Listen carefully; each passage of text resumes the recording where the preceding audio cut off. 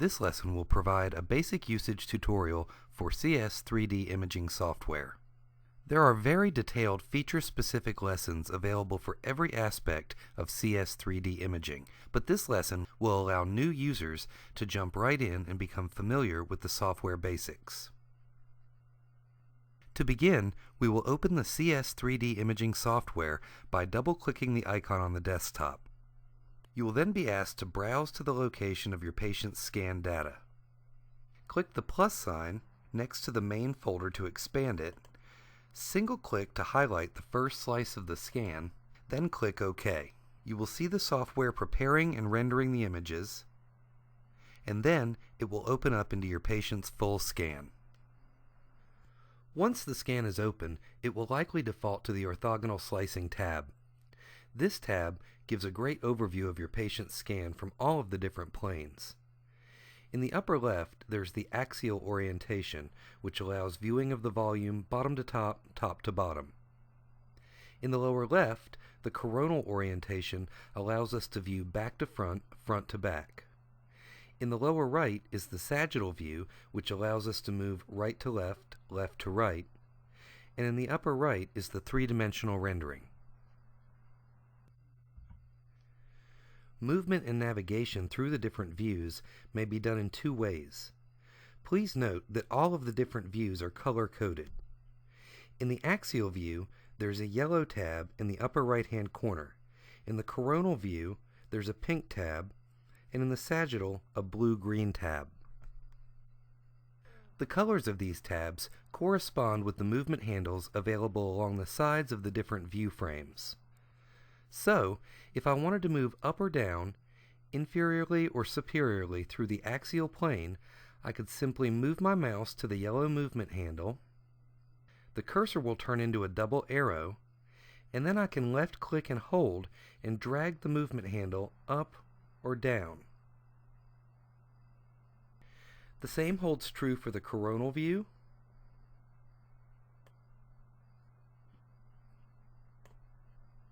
and the sagittal view.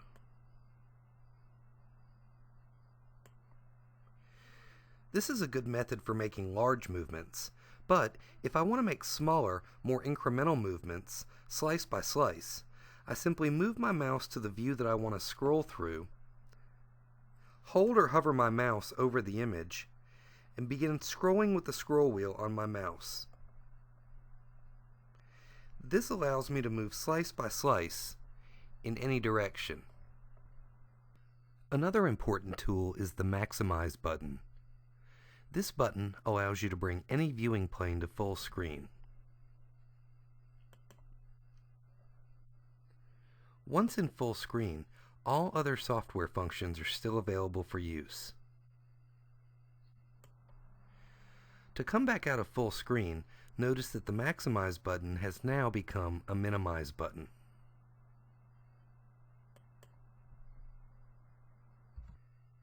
Another useful viewing option is the curved slicing tool. Simply click the tab to access this view.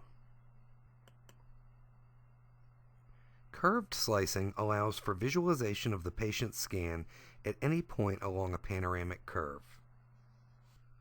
Along with the panoramic image, the other image that appears is a transaxial cross-sectional view. Please note the blue tab in the corner of this image, which corresponds to the blue movement handle. You may use the large blue ball in the panoramic image to move through your cross-sectional slicing.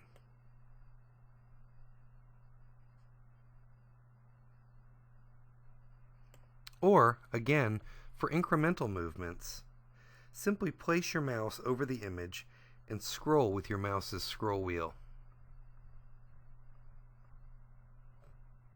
It's important to note that there's also a smaller blue ball on the blue movement handle. By default, the cross-sectional view in the lower right-hand corner is a true vertical cross-section along the long axis of the blue movement line in the panoramic image. Depending on what region you're viewing, you may not always want to see a true vertical cross-section. The smaller blue ball allows you to left-click and hold and adjust the angulation of the long axis. This is important as it will affect the accuracy of your measurements. From here, you may identify a point where you would like to do a measurement. Please remember, all measurements done on your patient's CBCT scan are one-to-one measurements and require no calibration. To do a linear measurement, single-click the ruler tool in the toolbox. Move to the slice where you would like to take your measurement. Do a single left click at the first point, then a single left click to complete the measurement. The same will apply for a width measurement. You can do as many measurements as you like.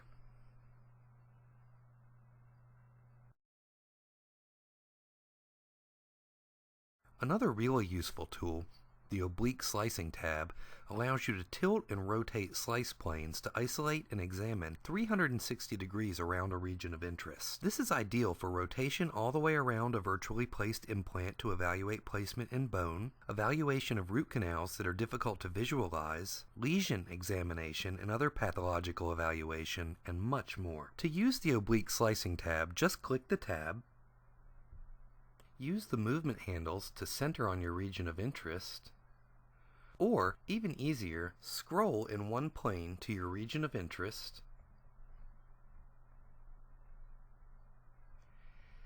and then, using your mouse's scroll wheel like a button, simply single-click the scroll wheel to center all planes on your region of interest. Under Adjustments, click to open the 3D Adjustment tool, and then under Planes, click to display the cropping box. This will allow you to isolate your region of interest.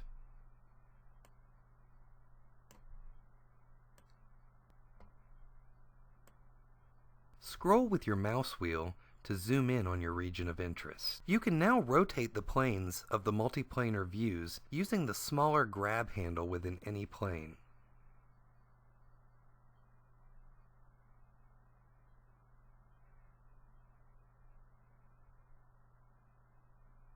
To reset the views, you just click the Reset button under Planes. You are now prepared to use the basic functions of CS3D imaging. We have lessons available to cover all aspects of the software, so please explore our other tutorials. For more information on this or any Carestream dental product, please call 800-944-6365 or visit us on the web at carestream.com. Please also take note of the system requirements for best software performance.